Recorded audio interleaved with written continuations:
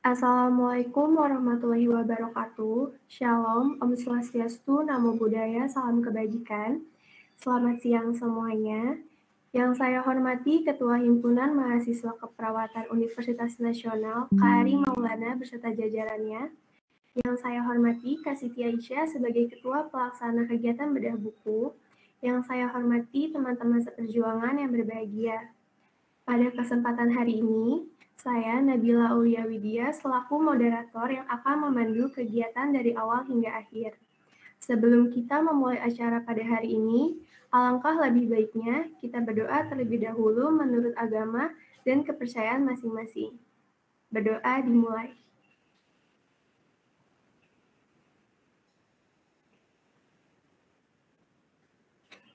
Berdoa selesai.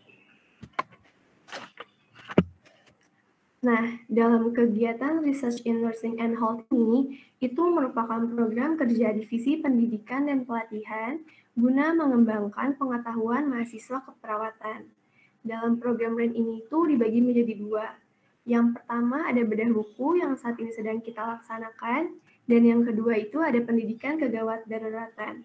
Pada program Research in Nursing and Health ini, kami adakan selama 1 bulan sekali. Oke, kayaknya nggak perlu berlama-lama ya, tapi sebelum kita masuk ke pemaparan materi, izinkan saya untuk membacakan CV pemateri terlebih dahulu.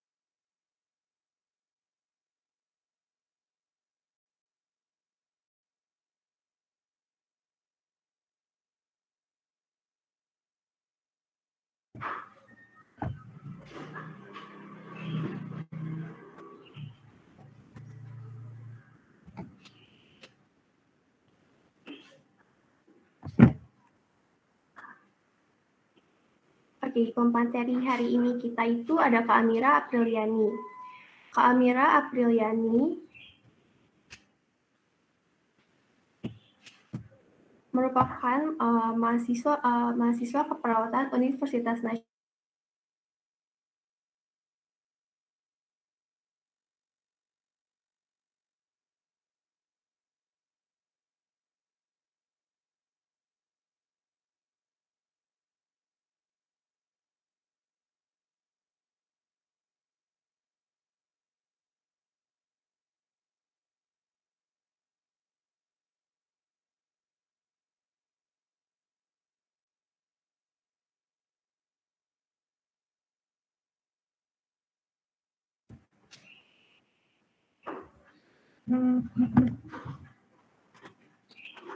Kak Amira Apriliani.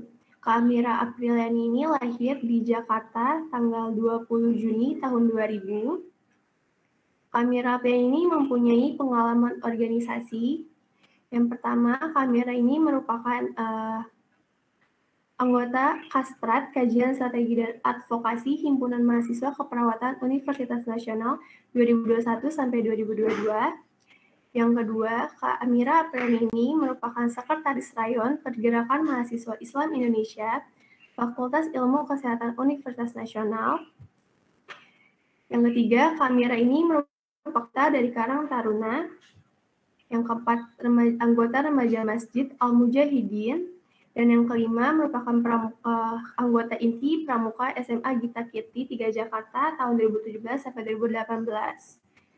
Riwayat akademiknya itu, Kak Amira lulusan dari TK Nursalam tahun 2005 sampai 2006, SD Negeri 08 Pagi Jakarta 2006 sampai 2012, lulusan dari SMP Negeri 164 Jakarta 2012 sampai 2015, lulusan dari SMK Gita Kirti 3 Jakarta 2015 sampai 2018. Dan sekarang Kak Amira merupakan mahasiswi keperawatan Universitas Nasional.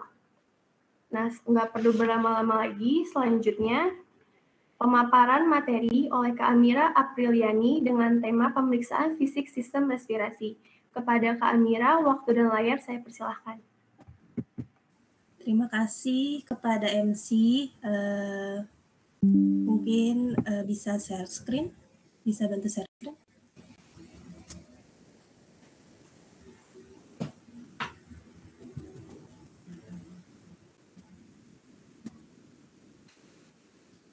Ya, baik. Bismillahirrahmanirrahim. Assalamualaikum warahmatullahi wabarakatuh. Selamat siang, salam sejahtera untuk kita semua. Sebelumnya di sini saya Mira Apriliani yang akan memaparkan pemeriksaan fisik pada sistem respirasi. Nah, di sini kita aku sebelumnya ingin bilang kalau misalkan di sini kita sama-sama belajar, jadi jangan menganggap aku tuh lebih paham atau lebih tahu. Kita di sini sama-sama belajar aja ya. Oke, bisa next. Nah, apa sih itu sistem respirasi? Oke, respirasi adalah mekanisme yang dilakukan oleh tubuh untuk mengeluarkan karbon dioksida ke udara dan mendapatkan oksigen dari udara untuk dibawa ke sel tubuh. Menurut Cribb dan DKK tahun 2003. Nah, proses respirasi ini terdiri dari 4 mekanisme fungsional yang utama menurut Goitons tahun 1997. Yang pertama ada ventilasi paru. Nah, ventilasi paru ini masuk dan keluarnya oksigen dan karbon dioksida pada atmosfer dan alveoli paru. Untuk difusi ini masuk dan keluarnya peredaran oksigen di alveoli dan darah. Nah, untuk selanjutnya yang ketiga ada mekanisme transfer oksigen dan karbon dioksida antara alveoli dan darah. Dan yang terakhir ada pengaturan ventilasi dan hal-hal lain dari pernapasan. Next. Oke, gimana sih fisiologis dari pernapasan ini? Nah, secara umum, pernapasan bersifat pasif. Pernapasan dilakukan secara tidak sadar dan spontan. Pengaturan pernapasan dilakukan oleh batang otak, dan saluran pernapasan terdiri dari hidung, laring, faring, trakea, dan paru-paru. Untuk paru-paru terdiri dari bronkus, bronchiolus, dan alveolus. alveolus atau alveoli. Ada 3 macam nih respirasi. Yang pertama ada respirasi eksternal yang terdiri dari inspirasi dan ekspirasi. Inspirasi itu masuknya oksigen dan ekspirasi keluarnya karbon dioksida. Untuk selanjutnya ada respirasi internal dan yang ketiga ada respirasi sel. Untuk jenis pernafasan ini ada 2 nih teman-teman. Yang pertama ada pernafasan dada. Biasanya pernafasan dada ini dipengaruhi oleh otot interkosta eksternal, sedangkan pernafasan perut itu menggunakan diafragma seperti itu. Oke, next. Nah, kira-kira apa sih faktor-faktor yang mempengaruhi pernafasan? Nah, perlu diketahui juga kita sebagai perawat ada beberapa faktor-faktor yang mempengaruhi pernafasan. Yang pertama ada fisik. Nah, fisik ini berkaitan dengan kelainan bentuk dada, penyakit pernafasan, dan gangguan fungsi serta struktur pernafasan. Yang kedua ada psikologis, yaitu dipengaruhi oleh stres dan cemas. Yang ketiga ada sosial kultural, itu biasanya disebabkan oleh merokok. Dan yang terakhir ada lingkungan, adanya alergi dan polusi. Next. Nah, kira-kira pemeriksaan fisik itu apa ya teman-teman? Boleh di next. Nah, pemeriksaan fisik adalah pemeriksaan secara meluruh dari ujung kepala hingga ujung kaki atau disebut dengan head to toe untuk mendapatkan data objektif tentang kondisi pasien. Pemeriksaan fisik ini termasuk ke dalam proses keperawatan pada bagian pengkajian. Nah, nanti biasanya kita di pengkajian itu ada data subjektif dan data objektif. Biasanya data subjektif itu dari keluhan atau perasaan klien, sedangkan dari data objektif itu biasanya dari pemeriksaan fisik yang kita lakukan. Salah satunya itu ya teman-teman. Nah, hal-hal yang harus diperhatikan dalam melakukan pemeriksaan fisik yaitu bina hubungan saling percaya. Yang kedua, menjaga privasi dan bertindak sopan. Yang ketiga, mempertimbangkan pertumbuhan dan perkembangan pasien. Yang keempat, pencahayaan dan lingkungan yang memadai. Serta yang kelima, kita wajib mendokumentasikan data dan mengambil keputusan yang tepat bagi pasien. Next. Nah, kira-kira di pemeriksaan fisik ini tekniknya seperti apa sih? Yang pertama, secara umum pemeriksaan fisik pada pasien atau manusia itu ada 4. Yang pertama inspeksi dengan cara melihat atau mengobservasi klien atau pasien. Yang kedua palpasi dengan cara meraba atau sentuhan ya teman-teman. Yang ketiga ada perkusi, yaitu dengan cara biasanya diketuk-ketuk pada bagian daerah tertentu. Dan yang keempat itu auskultasi. Nah, untuk teknik pemeriksaan fisik pada sistem pernapasan itu yang pertama inspeksi, melihat gerakan napas dan menghitung frekuensinya. Nah, di sini juga kita wajib melihat nih, apakah pasiennya itu ada pernafasan cuping hidung kah, atau berkaitan dengan ya keadaan pasien aja dengan cara kita melihatnya. Untuk yang kedua palpasi, yaitu palpasi dengan cara meletakkan tangan pada dinding abdomen atau dinding dada pasien, kemudian hitung pergerakan pernapasan dan sambil kita memperhatikan jarum jam. Nah, di palpasi ini juga kita bisa lihat nih teman-teman, apakah ada udem atau tidak, itu bisa dilakukan palpasi dengan cara sentuhan atau meraba pada anggota tubuh tertentu. Nah, yang ketiga itu ada perkusi nih. Perkusi itu meletakkan tangan kiri di atas toraks dan jari ketiga ditekan lebih kuat sedikit. Nah, dengan jari tengah tangan kanan diketuk sehingga menghasilkan bunyi. Nah, biasanya bunyinya itu ada bunyi apa aja sih? Pada perkusi ini, yang pertama ada sonor. Sonor itu bunyi normal. Sedangkan hipersonor itu bunyi ketika pasien mengalami emfisema atau pneumotoraks. Biasanya didapatkan itu banyak udara di bagian parunya. Nah, yang terakhir ada pekak. Nah, pekak ini biasanya terdengarnya itu ketika adanya cairan pleura pada paru-paru pasien. Nah, yang terakhir ada auskultasi. Auskultasi adalah mendengarkan bunyi nafas dan hitung bunyi pernafasan. Biasanya bunyi nafasnya nanti ada di slide berikutnya. Boleh next? Nah, beberapa hal yang perlu diperhatikan dalam menghitung pernafasan. Yang pertama ada frekuensi pernafasan, yang kedua ada kedalaman pernafasan, yang ketiga ada irama pernafasan, yang ketiga ada yang keempat ada bunyi pernafasan, dan yang terakhir ada usaha pernafasan. Untuk rentang normal frekuensi nafas sesuai usia itu ada bisa dilihat ya teman-teman, untuk neonatus itu 30-40, biasanya kalau dewasa itu 10-20 BPM. BPM itu bisa dikatakan hitungan dalam per menit, seperti itu. Next. Nah, di sini ada istilah-istilah nih yang berkaitan dengan pernafasan. Bisa dilihat ya teman-teman, ada bradypneu, ada dyspneu, ada apneu, dan lain-lain, bisa dilihat ya teman-teman. Next. Oke, bunyi nafas tambahan pada pasien biasanya ada apa aja sih? Yang pertama ada wheezing atau mengi. Yang kedua itu ronki. Biasanya ronki ini karena ada dahak ya pada pasien. Yang ketiga ada rals atau charcles. Dan yang terakhir ada stridor. Next. Nah, untuk proses pemeriksaan fisik pada sistem pernafasan itu seperti apa sih? Boleh next. Nah, yang pertama itu kita wajib ya teman-teman mempersiapkan alat, mempersiapkan pasien dan lingkungan. Di sini nggak jauh beda untuk persiapan alat, pasien sama lingkungan. Untuk pasien dengan cara mempersiapkan alat, mempersiapkan pasien itu kita memberitahu tujuan apa yang kita mau lakukan untuk pasien ini, dan biasanya inform consent atau meminta persetujuan dari pasien, apakah pasien ini setuju atau enggak kita melakukan tindakan apa yang kita lakukan.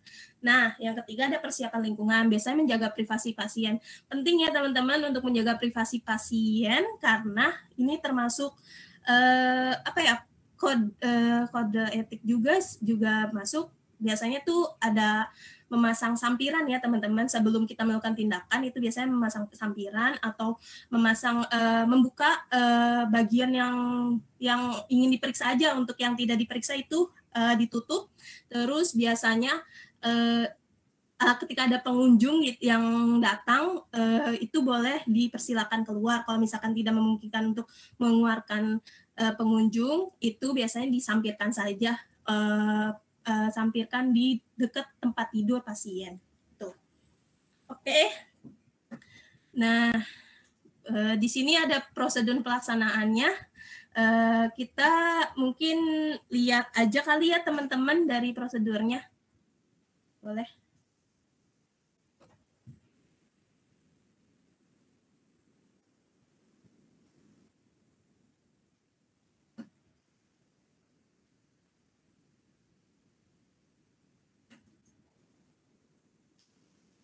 Nah, sambil menunggu di prosedur pemeriksaan fisik ini, biasanya sama ya dari pemeriksaan yang lain. Itu yang pertama ada kalau teknik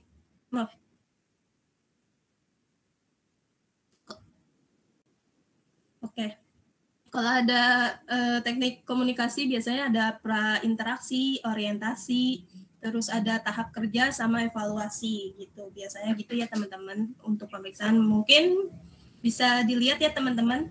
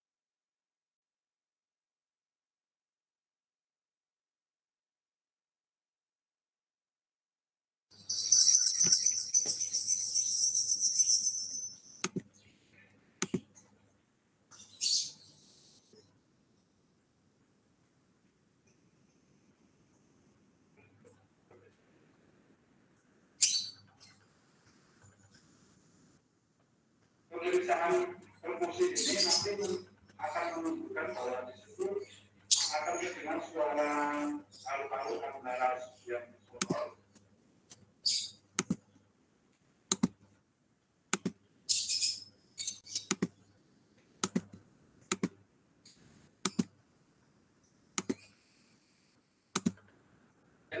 Sampai pada interval papan atau suara yang berbeda volume yang melengkapi antara alur-alur dengan bebas. Kemudian masuk ke pemeriksaan auskultasi. Saya menggunakan stetoskop melakukan pemeriksaan auskultasi sama pada pemeriksaan perkusi.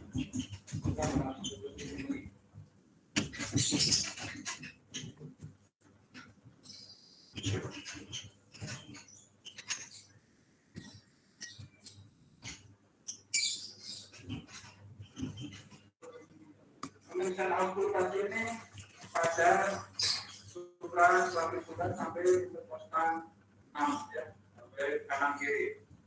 Nanti kita bisa menggunakan kelainan di situ antara bunyi nafas yang normal, vesikuler atau vesikuler atau pernafasan bronkial. Atau bisa juga kalau pasien ini kebetulan Bapak mengalami gangguan sama sedikit, nanti kita perkenalkan suara roli. Ya, saya akan melakukan pemeriksaan fisik pernafasan dari arah punggung. Silakan Bapak.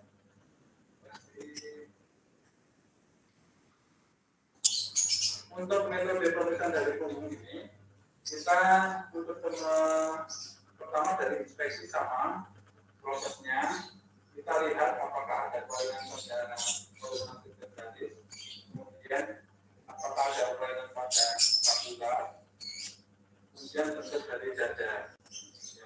Kemudian yang kedua pemeriksaan palpasinya, besok kita periksa tekanan tangan di punggung. Coba Bapak sebutkan angka 77. Kita akan rasakan perbedaan getaran pada pasien mengalami kelainan atau ada gangguan pada paru seperti pemutaran misalnya. Selanjutnya pemeriksaan perkusi. Pada pemeriksaan perkusi ini mulai dari atas ini supraklavicular sama seperti atas, lurus sampai pada area yang lebih peka itu menunjukkan adanya batas terus jaringan yang lebih padat. Kemudian auskultasi kita menggunakan alat stetoskop sama pada perkusi. Kita perkenalkan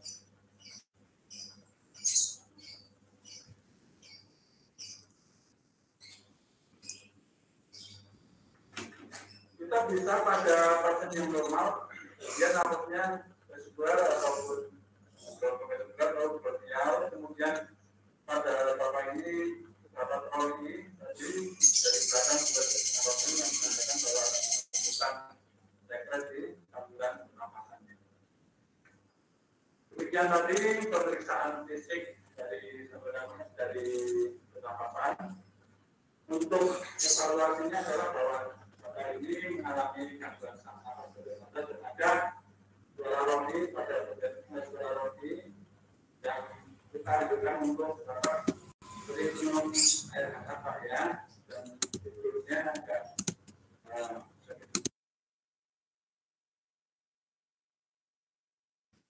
Nah, itu dia teman-teman tadi prosedur dari teknik pernafasan untuk teknik pernafasan di mengkaji frekuensi napas itu pada TTV ya biasanya mengetahui respirasi rate-nya itu dengan cara ya kita ketika melakukan pemeriksaan fisik nadi pasien, kita bisa menghitungnya. Jadi untuk inspirasi dan ekspirasi itu 1 menit ya teman-teman dihitungnya. Jadi nanti kalau misalkan normal itu biasanya 30 detik kali 2, tapi kalau misalkan irregular gitu biasanya 1 menit dihitungnya gitu teman-teman. Oke, segitu aja pemaparan materi dari aku. Kecepatan nggak teman-teman? Kalau misalkan ada yang ingin ditanyakan boleh, silahkan. Oke, selanjutnya kita masuk ke sesi diskusi nih teman-teman. Buat yang mau nanya, boleh langsung di mikrofonnya langsung dinyalain.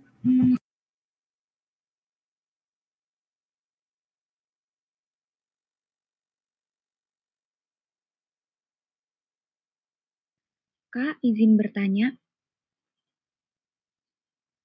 Iya, silahkan. Sebelumnya nama saya Putri Alia. Kak, saya mau bertanya bagaimana pengaruh diafragma terhadap proses pernafasan pada manusia? Apa dapat dimengerti? Iya, dapat dimengerti. Terima kasih Putri Alia. Iya, sama-sama.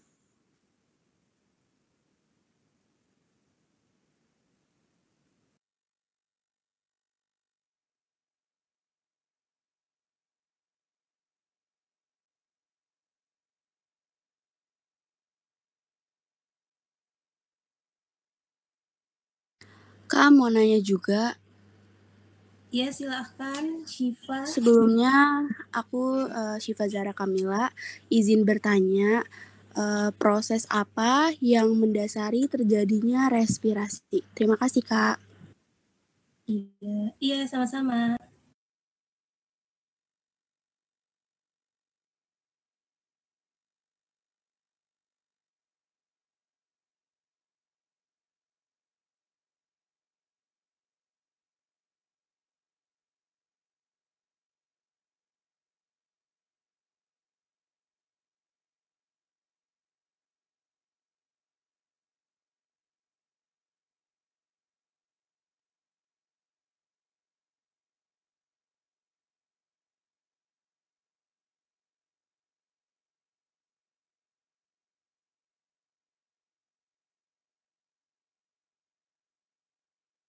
Kak, mau nanya.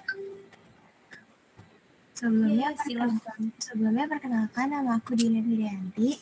Izin bertanya Kak, apa yang mempengaruhi mekanisme inspirasi dan ekspirasi pada pernafasan manusia? Terima kasih. Iya, sama-sama Dwi. Ini masih Mira, kenapa? Boleh dijawab pertanyaannya? Oke, untuk pertanyaan pertama ya, pengaruh diafragma. Nah, tadi pengaruh diafragma terhadap proses pernafasan ya. Nah, untuk diafragma ini biasanya mempengaruhi dari pernafasan perut. Biasanya pernafasan perut itu menggunakan diafragma. Nah, jadi diafragma ini fungsinya apa sih gitu ya? Untuk tadi pernafasan perut biasanya mungkin diafragma ini kan pada pernafasan perut ya. Nah, jadi nanti kalau misalkan nafas masuk ke dalam perut itu biasanya seperti halnya kayak apa sih namanya mempengaruhi pernafasan aja gitu. Jadi nanti dari diafragma ini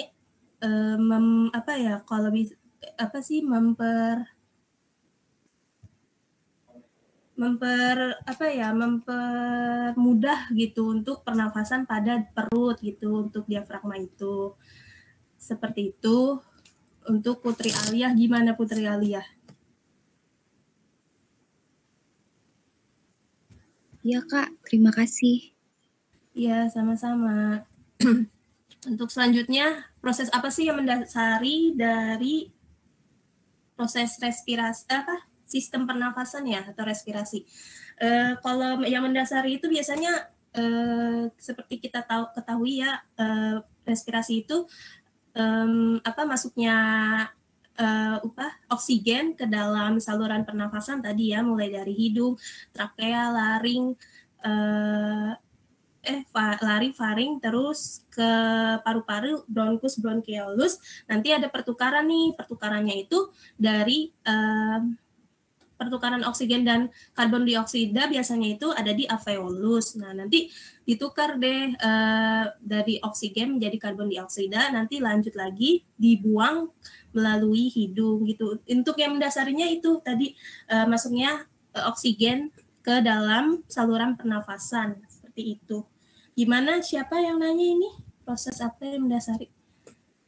Sudah Kak, cukup jelas. Terima kasih. Oh iya, sama-sama Syifa. Untuk selanjutnya tadi apa saja ya yang mempengaruhi mekanisme ya, kalau nggak salah ya, mekanisme dari pernafasan. Nah, ya, mempengaruhi mekanisme dari inspirasi dan ekspirasi pada pernafasan manusia. Nah, yang kita ketahui tadi kan di dalam PPT sudah saya jelaskan kalau yang mempengaruhi pernafasan itu mulai dari fisik, seperti kelainan pada bentuk dada gitu ya, dan penyakit biasanya. Kalau misalkan pasien yang didiagnosa terjangkit penyakit gitu ya, biasanya ekspirasinya itu memanjang teman-teman. Jadi antara inspirasi sama ekspirasinya ini tidak balance gitu. Itu jadi nanti biasanya ya untuk ada diagnosa keperawatan gangguan pertukaran gas sama pola nafas tidak efektif, biasanya itu ada tanda gejalanya yaitu ekspirasi memanjang karena tadi ada penyakit atau ada yang bermasalah dalam sistem pernafasan pada manusia atau sistem pernafasan pada pasien tersebut. Seperti itu. Terus ada tadi kan psikologis, mulai dari cemas sama stres juga mempengaruhi pernafasan ya, termasuk tadi inspirasi sama ekspirasi. Terus ada sosial kultural, biasanya merokok tuh mempengaruhi juga. Dan yang terakhir ada lingkungan ya, tadi adanya polusi atau debu gitu. Biasanya kan kalau yang punya penyakit asma itu biasanya kan ada alergi tertentu, misalkan alergi debu. Nah, menyebabkan bronkiolus itu menyempit teman-teman. Jadi mempengaruhi inspirasi dan ekspirasi pada pasien seperti itu. Bagaimana? Siapa namanya? Dwi ya tadi ya. Apakah sudah dimengerti? Cukup dimengerti Kak. Terima kasih. Ya, sama-sama. Baik, terima kasih untuk teman-teman yang sudah berdiskusi. Terima kasih Kak Mira atas jawabannya. Selanjutnya adalah penyerahan sertifikat yang akan diberikan oleh Kak Siti Aisyah sebagai Ketua Pelaksana kepada pemateri. Kepada Kak Aisyah, saya persilahkan. Terima kasih sertifikat yang akan diberikan oleh Kak Siti Aisyah.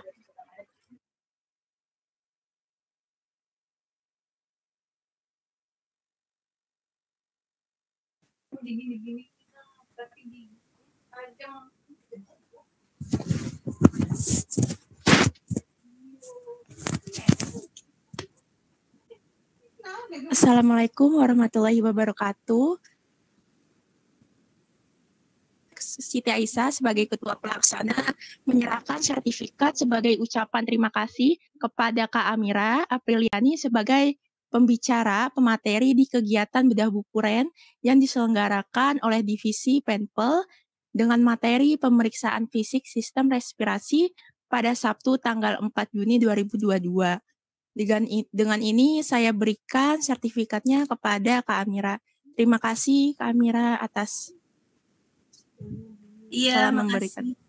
Ya, makasih untuk Siti Aisyah dan teman-teman ya, khususnya anggota Penpel, makasih udah mempercayai saya sebagai pemateri. Maaf kalau misalkan dalam menyampaikan materi saya kurang banyak kurangnya gitu ya, terus tadi kecepatan mungkin atau kurang jelas gitu. dalam menjawab juga mohon maaf kalau misalkan saya masih belum bisa menjawab dengan jelas gitu ya teman-teman. Terima kasih kepada anggota panel.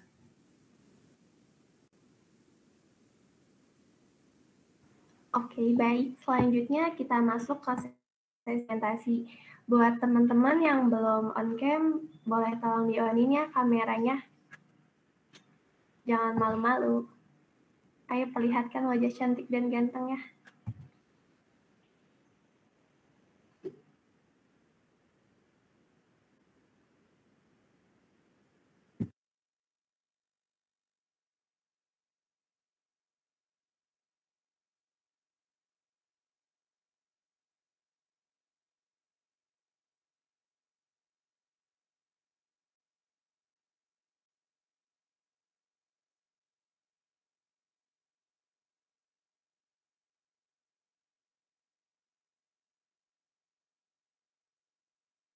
Kita mulai ya. 1, 2, 3.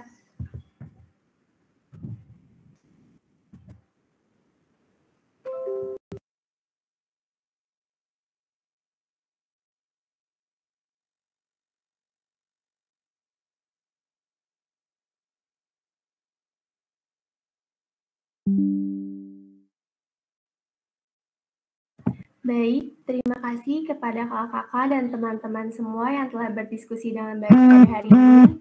Aplaus dulu dong nih buat kita semua.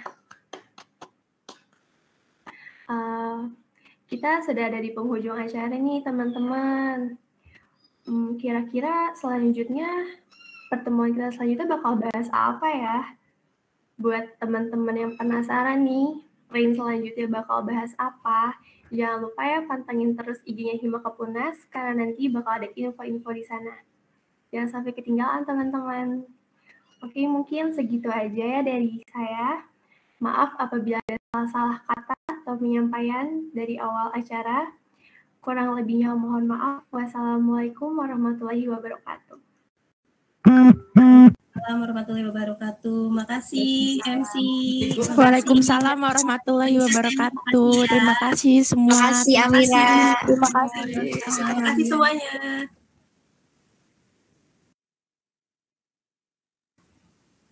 Izin live ya teman-teman. Ya, silakan Amira. Makasih. Assalamualaikum. Waalaikumsalam. Terima kasih semua.